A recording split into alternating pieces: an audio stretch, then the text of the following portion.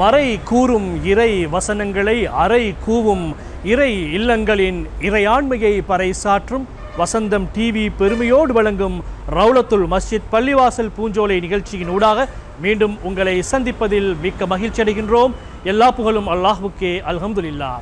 நிகழ்ச்சியை பார்த்து கொண்டிருக்கின்ற ரசிகர்கள் அனைவருக்கும் இஸ்லாத்தின் இனிய காணிக்கை உரித்தாகட்டும். அன்பு சலாம், அஸ்ஸலாமு அலைக்கும் வரஹ்மத்துல்லாஹி வபரகாத்துஹு. அல்லாஹு அக்பர், அல்லாஹு அக்பர், அல்லாஹு அக்பர், அல்லாஹு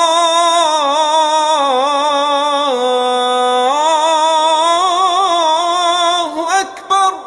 தமிழர்கள் கோயிலுக்கும், சிங்களவர்கள் பன்சலைக்கும், கிறிஸ்தவர்கள் தேவாலயத்திற்கும், அதே போன்று முஸ்லிம்கள் பள்ளிவாசலுக்கும் செல்வதைத்தான் நீங்கள் பார்த்திருக்கிறீர்கள். கொழும்பில் ஒரு பள்ளிவாசல் இருக்கிறது.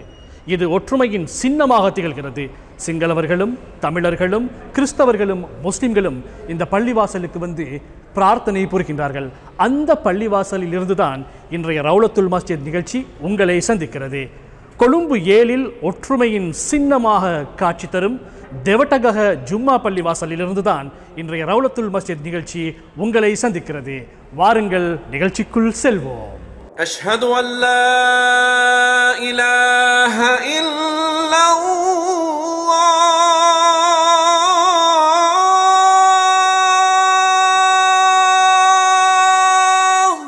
அன்பார்ந்த நேயர்களே, இப்பொழுது நீங்கள் கொழும்பு 7 அமைந்திருக்கும் பாரம்பரிய பள்ளிவாசலில் ஒன்றாகிய தெவடகஹா பள்ளிவாசல் என்று அழைக்கக்கூடிய அந்த பள்ளிவாசலில் இங்கே அடங்கப்பட்டிருக்கிற ஷேக் உஸ்மான் வலியுல்லாஹ் அவங்களுடைய தர்கா ஷரீஃபிலே நாங்கள் இப்போது வீட்டிருக்கின்றோம். இதனுடைய வரலாறை நாங்கள் எடுத்துக்கொண்டால், நாங்கள் இங்கே அமர்ந்திருக்கக்கூடிய இந்த இடத்தில் 1810 அல்லது 1820 என்று 2 வரலாறு குறிப்புகள் சொல்லப்படுகின்றன. இந்த காலப்பகுதியிலே இது ஒரு பெரிய ஒரு காட்டு பிரதேசமாக இருந்தன.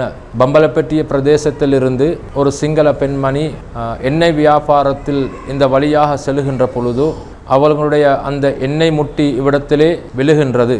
அந்த பெண்மணியுடைய முட்டி கீழே விழுந்ததன் பின்னால் அவங்களுக்கு மயக்கம் ஏற்பட்டு இந்த வியாபாரத்தை மேற்கொள்வது எப்படி என்ற அந்த கவலையிலே ஆழ்ந்திருக்கின்ற பொழுது ஒரு அழகிய தோற்றத்துடைய ஒரு பெரிய ஒரு ஞானி இவ்விடத்திலே தோன்றி அந்த பெண்மணிக்கு ஒரு எண்ணெய் முட்டி எடுத்து கொண்டு வரும்படியும் அந்த எண்ணெயெல்லாம் திருப்பி தான் கொடுக்கும்படியும் அந்த பெண்மணியிடம் அந்த பெரியார் வாக்களிக்கின்றார்கள்.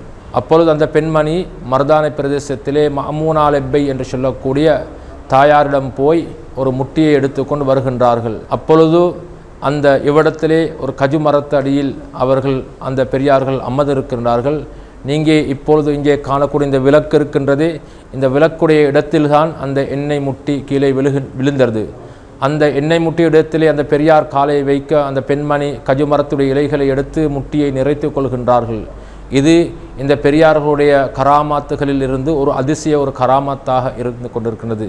அதன் பின்னால் அந்த பெரியார் அந்த பெண்மணியிடம் கூறுகின்றார், நீங்கள் இந்த விடயத்தையும் இந்த கராமாத்துகளையும் முஸ்லீம்களிடம் போய் பிரஸ்தாபிக்கம் செய்யும்படியும் கூற அந்த பெண்மணி திரும்பவும் மஅமூனா லெப்பையுடைய தாயாரிடம் போய் இந்த வரலாறுகளை கூற மஅமூனா லெப்பையும் மற்றும் அவருடைய இன்னும் ஒரு நண்பரும் மீரா லெப்பை என்று சொல்லக்கூடிய ஒருவரும் இங்கே இடத்திலே வந்து அந்த பெண்மணி கூறிய அந்த எல்லா அதிசயங்களையும் பார்த்து வியப்புற்று இவ்விடத்திலே ஃபாத்திஹா ஓதி இந்த பெரியாருடைய பெயர் எங்கிருந்து வந்தார், எப்போ அடக்கப்பட்டார் என்ற வரலாறுகள் தெரியாமல் திகைத்து கொண்டிருக்கின்ற பொழுது ஏறத்தாழ 27 ஆண்டுகள், அதாவது 1847 ஆண்டு மக்ரிப் தேசத்திலிருந்து மருதானை பெரிய பள்ளிவாசலே இருந்த மார்க்க வழிகாட்டுகளுக்காக வந்த மௌலானா அலி ஜபரூத் மௌலானா அவர்களிடம் இந்த விடயத்தை போய் சொல்லுகின்றார்கள். அப்பொழுது ஒரு நாள் வெள்ளிக்கிழமை ஜும்மா தொழுகைக்கு பின்னால மஅமூனா லெப்பை அவர்களும் ஷேக் அலி ஜபரூத் மௌலானா அவர்களும் பெரிய பள்ளிவாசல் ஹத்தீப்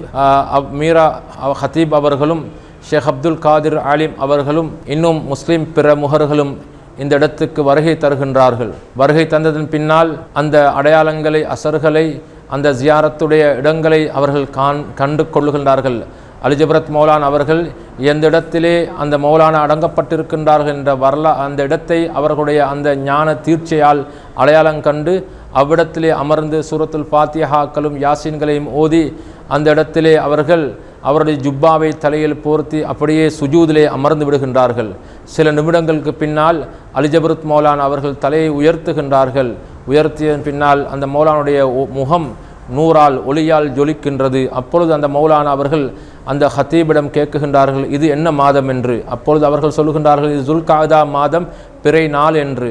அப்பொழுது அவர்கள் அந்த அலிஜபருத் மௌலானா சொல்லுகிறார்கள், இங்கே அடங்கப்பட்டிருக்கின்ற ஷேக் உஸ்மான் வலியுல்லா, இந்த இடத்திலே இருக்கக்கூடியவங்க ஷேக் அஸ்ஸையீத் உஸ்மான் சித்திக் இப்னு அப்துல் ரஹ்மான், இவங்க மகரிப் தேசத்திலிருந்து இலங்கைக்கு வந்திருக்கின்றார்கள். ஏறத்தாழ மிக காலங்களுக்கு பின்னால் இலங்கையிலே பிரசித்தி பெற்ற ஒரு இடமாகிய பாபா ஆதம் அலைஹிஸ்ஸலாம் அவர்களுடைய அந்த மலையை தரிசிப்பதற்காக வேண்டியும் புனிதமிகு தஃப்தர் ஜீலானியிலே பல காலம் அவர்கள் தவம் இருந்து திரும்பவும் பாபா ஆதம் அலைஹிஸ்ஸலாம் அவருடைய பாதத்திலே சில காலம் தவம் இருந்து அதுக்கு பின்னால் இவ்விடத்திலே வந்து அவர்கள் வஃபாத்தாக இருக்கின்றார்கள், அடங்கப்பட்டிருக்கின்றார்கள் என்று சொல்லி ஒவ்வொரு வருடமும் துல்காதா மாதம் பிறை 10 நாள்களுக்கு இவர்களுடைய பெயரிலே ஃபாத்திஹா யாசின் மௌலுத் ஓதி நெய்சோறு கொடுக்கும்படி மௌலானா அவர்கள் சொல்லி அந்த நிகழ்ச்சியை நடத்துகின்றார்கள். அது தொட்டு அந்த காலம் தொட்டு இன்று வரைக்கும் ஏறத்தாழ 235 ஆண்டுகளாக இந்த இடத்திலே மிக விமர்சையாக இந்த நிகழ்ச்சிகள், இந்த மனாக்கிபுகள், இந்த சாப்பாடு கொடுக்கின்ற விடயங்கள் இங்கே நடைபெற்று வருகின்றது. அதுக்கு பின்னால் அலிஜபருத் மௌலானா அவர்கள் அவருடைய தலாப்பாக ஒன்றை எடுத்து அவர்கள் ஒரு கொடிகம்பத்தை எடுத்து அந்த கொடிகம்பத்திலே அவருடைய தலாப்பாகை நாட்டி மர்ஹபா என்ற பைத்தை பாடி அந்த கொடிகம்பத்தை நாட்டி வைக்கின்றார்கள். அந்த தொடர்க்கும் இன்று வரைக்கும் இந்த ஜியாரத்துக்கு முன்னால் உங்களுக்கு அழகிய காட்சி தரக்கூடிய அந்த கொடிமரம் இருந்து கொண்டிருக்கின்றது. இலங்கையிலே வாழ்கிற பல இன மக்கள், பௌத்தவர்கள், கிறிஸ்தவர்கள், தமிழர்கள் அனைவரும் இந்த பள்ளிவாசலுக்கு வருகை தருகின்றார்கள். அவர்கள் இந்த பள்ளிவாசலுக்கு நேர்ச்சைகள் வைக்கின்றார்கள். அவர்களுடைய நேர்ச்சைகள் இங்கே கபூலாக்கப்படுகின்றன. அஷ்ஹது அல்லா இலாஹ இல்லல்லாஹ்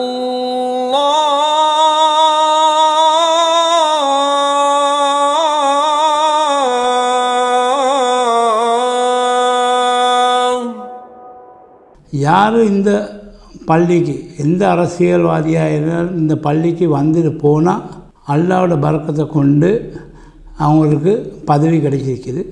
அதுதான் இன்தரக்கவும் இந்த எங்களோட ஜனாதிபதி அனுரகுமார் திசாநாயகியும் அவர் தலதா மாளிகையில் பேசிட்டு நேரம் இங்கே தான் வந்தார்.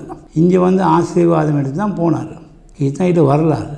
அதே போல் தான் பக்கத்தில் இருக்கிற ஒரு டவர் உண்டு, இந்த ஒரு ஹோட்டல் ஒன்று இருக்கிறதாக்க அதுவும் வந்து ஒரு தம்பாயியான்னு சொல்லி ஒரு ஆள், அவர் தம்பாய் அவனி ஒன்று இருக்குது கிழமை 7ல். அவர் என்ன செய்கிறாரு, அவர் தங்க முயலம் ஒன்று மாணிக்கம் ஒன்று காணாமல் போகும். அங்கே வந்து முறைப்படுறாங்க. முறைப்பட்டு சொல்கிறாங்க, அது கிடைச்சிச்சேண்டா நான் இதில் ரிப்பலிக்கா அவங்களுக்கு நான் பள்ளி கட்டையிலாவே இதே போல் ஒன்று நாங்கள் கெட்டுவேன் இந்த வார ஆட்களுக்கு தங்குறதுக்கு என்று சொல்லி இது பண்ண பார்த்தா அந்த காலத்தில் நான் 1900 சொச்சத்தில் தான் இருக்கணும். ஏன்னா அது கெட்டினது வந்து 1910 20,000 தினார் அந்த நேரம். அதுக்கப்புறம் அவர் கிடைச்சது தான் அவர் கெட்டி தந்தது. அது ஆர்மியில் சில பேர் வந்து ஹாஸ்பிட்டலில் நோய்பட்டு கையை வெட்டணும் வேணும், அதுக்கு அவங்க காணிக்க வச்சு அதில் ரிப்பலிக்காவுக்கு தங்கத்தில் கையும் தந்துருக்கேன் அந்த பள்ளிக்கு.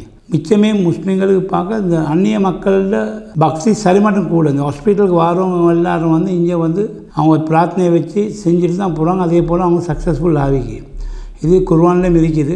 அவுலியாக்கள் எப்படி மதிக்கணும், அவுலியாக்கள் இது இவங்களும் அல்லாஹ்வோட நேசர்மார். இதுதான் இந்த இதில் பள்ளி வரலாறு. அதே போல் தான் இந்த பள்ளிவாசல் இவ்வளோ காலமாக சாப்பாடும் கந்தரியும் கொடுத்து அல்ஹம்துலில்லாஹ் சரிமட்டு எங்களுக்கு டோனர்ஸ்மார் வந்து பள்ளியை பரக்காத்தாக செஞ்சு 1983 தான் எம்ஹெச் முகமது என்ன செஞ்சார், மரம் எல்லாம் எம்ஹெச் முகமது அவர் அந்த பள்ளி ஜும்மா பள்ளியை கெட்டி தந்தார். அவரோட பரக்கத்தை கொண்டு அந்த பள்ளியை கட்டி இன்றைக்கி பெரிய இடமாக இருக்குது. ஒரு 5,000-6,000 பேர் தொழுறமாயிக்கு. அப்போ அந்த நேரமும் நான் கிட்டத்தில் அவங்க வஃபாத்துக்கு முந்தி ஒரே ஜியாரத்துக்கு காலையில் வருவாங்க. அவர்கிட்ட நான் கேட்டேன், ஏன் இந்த பிளாக்கில் அவங்களோட பேரை போடலைன்னு. அவர் சொல்லி இது அல்லாட பள்ளி, ஏன்னா கையில் செலவழிக்கலே, அது என்ன செல்லி போட்டு அது ஒரு உதாரணமாக போச்சு எல்லாருக்கும். இப்போ சில இடத்துல எல்லோரும் பேர் போடுறாங்களே, அவரோட பேர் இவரோட பேர் எல்லாம் போடுறாங்களே, இதெல்லாம் அல்ல தார கூலி. ஆக்சுவலி நாங்கள் யார் பேரும் போடுறதை விட சிறப்பாக நடந்த இடம் தான் இது. இன்றைக்கும் அவுலியாக்களில் இவங்க தான் சொல்லுவோம் குத்துபு Ceylon, the governor of Sri. Lanka இவங்க தான் கவர்னர். இனி அல்ஹம்துலில்லாஹ் எல்லாம் விஷயம் ஹைராக்கி எனக்கும் இந்த பாக்கியத்தை இங்கே கேமனைக்கு தந்ததுக்கும் நான் எல்லாருக்கும் வேண்டிக் கொள்ளணும், எல்லாருக்கும் வேண்டிக் கொள்ளணும். அஸ்ஸலாமு அலைக்கும் வரஹ்மத்துல்லாஹி வபரகாத்துஹு. வசந்தம் டிவி வழங்கும் ரவுலத்துல் மஸ்ஜித் பள்ளிவாசல் பூஞ்சோலை நிகழ்ச்சியை ரசிகர்கள் பார்த்து கொண்டிருக்கின்றீர்கள். எமது நிகழ்ச்சியில் அடுத்து கலந்துரையாடல் பகுதிக்கு நாம் வந்திருக்கின்றோம். இன்று முக்கியமான ஒரு தலைப்பிலே, மிக முக்கியமான ஒரு மாதத்திலே, அதற்கு பொருத்தமான ஒரு தலைப்பிலே கலந்துரையாடலில் ஈடுபடுவது தான் எங்களுடைய பிரதான நோக்கமாக எண்ணமாக இருக்கிறது. உங்களுக்கு தெரியும், இன்றைய நிகழ்ச்சி கொழும்பு 7 தெவட்டகஹ ஜும்மா பள்ளிவாசலிலிருந்து உங்களை சந்தித்துக் கொண்டிருக்கிறது. இங்கே இருக்கின்றார் இந்த பள்ளிவாசலினுடைய பேஷிமாம் அஷேக் நஸ்வருத்தீன் ஹசனி ஹசத் அவர்கள் இருக்கிறார். அஸ்ஸலாமு அலைக்கும் ஹசத் அவர்களே. வலைக்கும் அஸ்ஸலாம் வரஹ்மத்துல்லாஹி வபரகாத்துஹு. நபிகள் நாயகம் ஸல்லல்லாஹு அலைஹி வஸல்லம் அவர்களுடைய இந்த உதயம் அல்லது பிறப்பு எந்த அளவுக்கு இந்த உலகுக்கு ஒரு பெருமதி வாய்ந்த ஒரு சம்பவமாக அமைந்தது? அல்ஹம்துலில்லாஹி ரப்பில் ஆலமீன். வஸ்ஸலாத்து வஸ்ஸலாமு அலா அஷ்ரஃபில் அன்பியா வல் முர்சலீன் வ அலா ஆலிஹி வ அஸ்ஹாபிஹி அஜ்மஈன். அம்மா பஅத். எல்லாம் அல்லாஹ்வின் பெயரிலும் அருமை நாயகம் ஸல்லல்லாஹு அலைஹி வஸல்லம் அன்னவர்களை நல்லாசையும் இதை பார்த்து கொண்டு கேட்டுக்கொண்டு இருக்கக்கூடிய நம் அத்துணை பேர் மீதும் நிலவட்டுமாக என்று வேண்டியதன் பின்னால், பெருமானார் ஸல்லல்லாஹு அலைஹி வஸல்லம் அன்னவர்கள் இந்த பூமிக்கு அவதரித்ததன் மூலமாக இந்த பூமியினுடைய நிலைப்பாடு என்ன, இந்த உலகத்தினுடைய நிலைப்பாடு என்ன என்பதை நீங்கள் கேட்கின்றீர்கள். அருளாளன் அல்லாஹ் அருள்மறையாம் திருமறையிலே சொல்கின்றான், வமா அரசல்நாக இல்லா ரஹ்மத்தன் லில் ஆலமீன். இந்த பூவுலகுக்கு உங்களை ஒரு ரஹ்மத்தாக அனுப்பி வைத்தோம் என்று அல்லாஹ் சொல்கின்றான். அதுவும் நாம் இப்பொழுது இருந்து கொண்டிருக்கக்கூடிய இந்த ரபியுல் அவ்வல் மாதம் பிறை 12ஆம் நாள் கண்மணி நாயகம் ஸல்லல்லாஹு அலைஹி வஸல்லம் அன்னவர்கள் அவதரிக்கின்றார்கள். இந்த அவதரிப்பு என்பது, அவர் ரஹ்மத்தாக வருவது என்பது வெறுமனே முஸ்லீம்கள் மோமீன்கள் லா இலாஹ இல்லல்லாஹ் முஹம்மதுர் ரசூலுல்லாஹ் என்று கலிமாவை சொன்ன இந்த மக்களுக்கு மாத்திரம் அவர் ரஹ்மத்தாக வரவில்லை.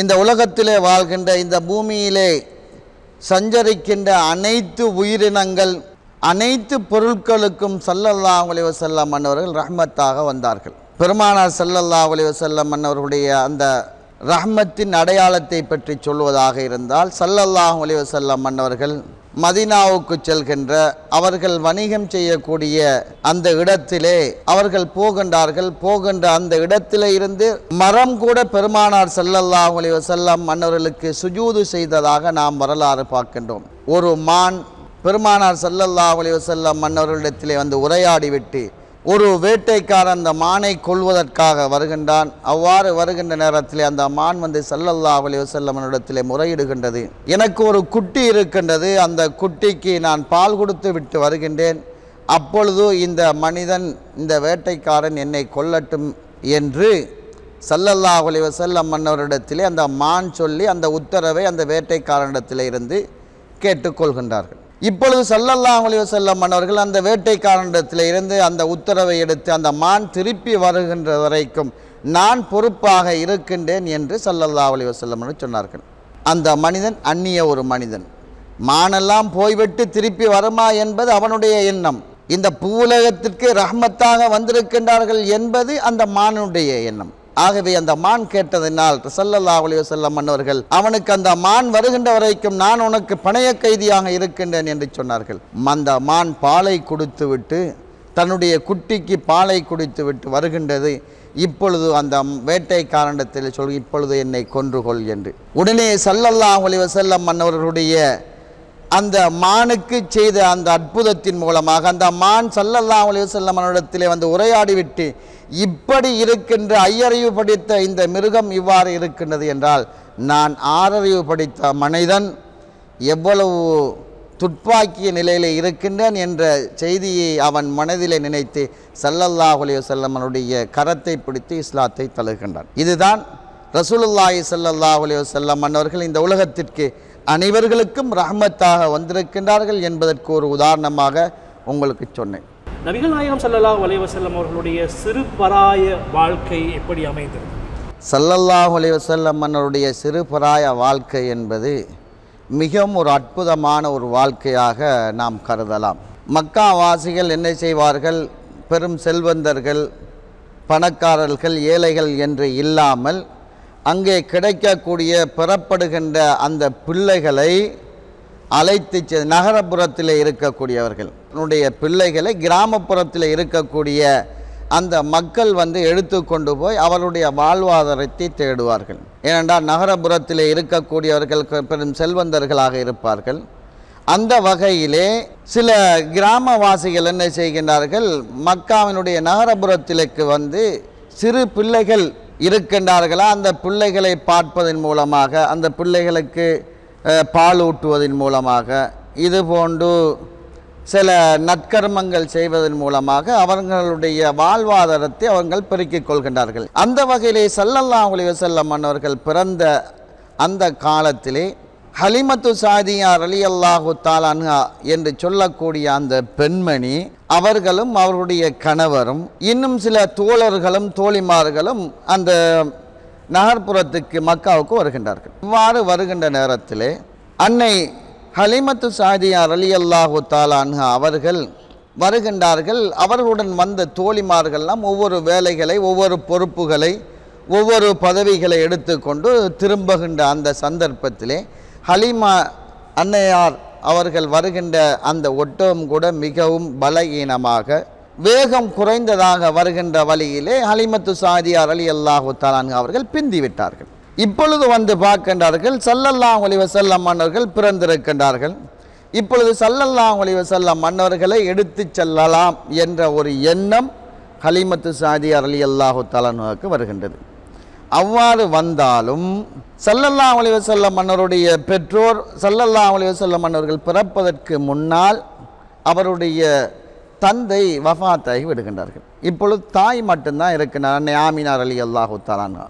அப்படி இருக்கின்ற அந்த காலத்தில் இவர்களை எடுத்து சென்றால் நமக்கு நம்மளுடைய வாழ்வாதம் பெருகுமா என்ற ஒரு சந்தேக நிலையிலே ஹலிமத்து சாதியா ரலியல்லாஹு தஆலா அன்ஹா அவர்கள் தன்னுடைய கணவனிடத்தில் சொல்கின்றார்கள், இவருக்கு தந்தை இல்லை, நாம் இந்த பிள்ளையை எடுத்து போனால் இந்த பிள்ளையின் மூலமாக நமக்கு வாழ்வாதாரம் கிடைக்குமா என்ற ஒரு கௌரவ பிரச்சனையிலே நிற்கின்றார்கள்.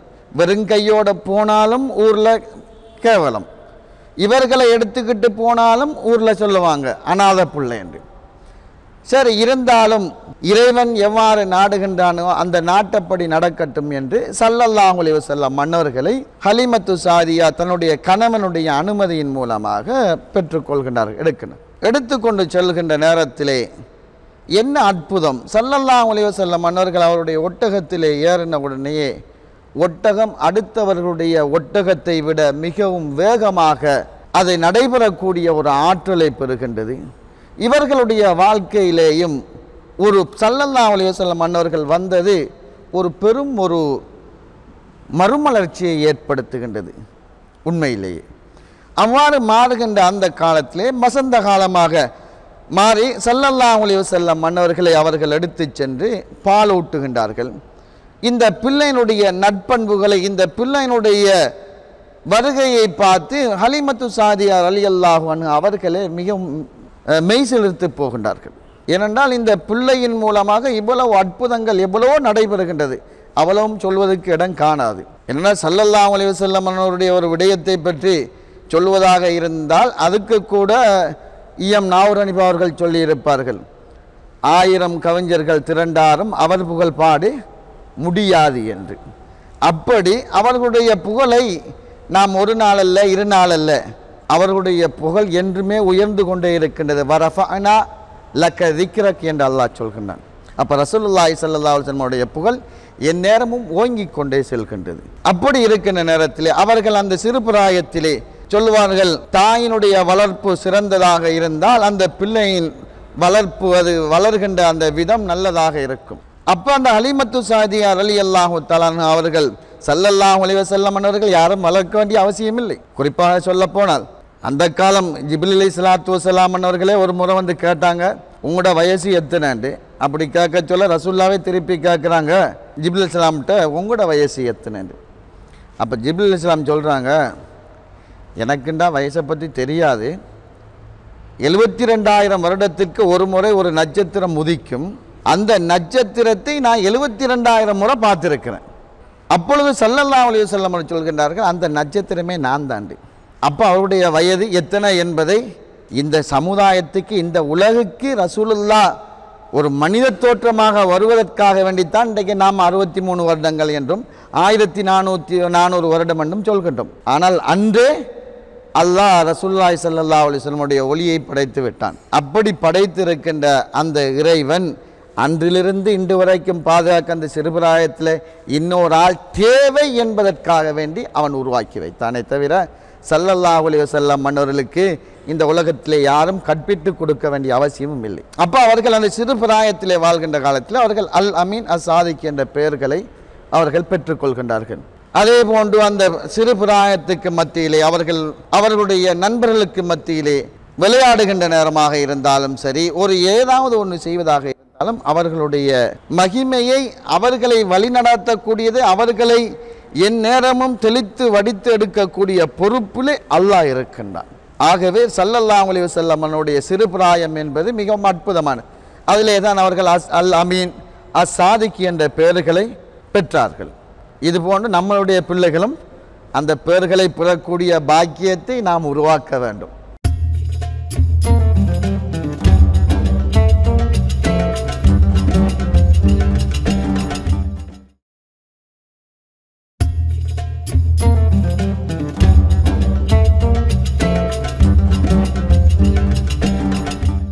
உண்மையில் இப்பொழுது இருக்கின்ற இந்த பெற்றோர்கள் தங்களுடைய பிள்ளைகளுக்கு நபிகள் நாயகம் ஸல்லல்லாஹு அலைஹி வஸல்லம் அவர்களுடைய வாழ்க்கையை கற்றுக் கொடுக்க வேண்டியது எந்த அளவுக்கு முக்கியத்துவம் வாய்ந்தது என்று நீங்கள் கருதுகிறீர்கள்? இன்றைய காலகட்டத்திலே நாம் என்ன செய்கின்றோம்? திருமணம் முடிக்கின்றார்கள். அந்த திருமணத்தினுடைய விபரீதங்கள், அந்த திருமணத்தினுடைய சிறப்புகள், அந்த திருமணத்தின் மூலமாக வரக்கூடிய பக்குவங்களை அறியாமல் ஏதோ ஒரு வகையிலே எல்லாரும் திருமணம் முடிக்கிறாங்க, நாமளும் திருமணம் முடிப்போம். திருமணம் முடித்து விட்டு பிள்ளை பெறுகின்றார்கள். பிள்ளை பெற்றெடுத்த உடனே அந்த பிள்ளைக்கு கூட ஒழுங்கான பேர் வைக்க மாட்டேங்கிறார். ஏன்னா ஸல்லல்லாஹு அலைஹி வஸல்லம் சொன்னார்கள், உங்களுக்கு ஒரு பிள்ளை பிறந்தால் நல்ல அழகான பேரை வையுங்கள், அழகான பேரை வைங்க. ஏனென்றால் அந்த பிள்ளையினுடைய அந்த பேருக்கு தக்கன தான் அந்த பிள்ளைகள் வளரும். அவ்வாறு அந்த அழகான பேரை வைத்து அந்த பிள்ளைகள் வருகின்ற காலத்திலே நீங்கள் அவர்களுக்கு அதபு ஒழுக்கங்களை கற்றுக் கொடுங்கள். ஸல்லல்லாஹு அலைஹி வஸல்லம் மன்னருடைய முஹப்பத்தை, அவர்கள் வாழ்ந்த அந்த வாழ்க்கை வழிமுறைகளை அந்த பிள்ளைகளுக்கு எடுத்து சொல்லுங்கள். 7 வயது வந்தால் அந்த பிள்ளைக்கு தொழும்படி அந்த தொழுகையை காட்டி கொடுங்கள். 10 வயது வந்து அந்த பிள்ளையை தொழவில்லை என்றிருந்தால் அந்த பிள்ளையை நீங்கள் அடித்து தொழ வையுங்கள்.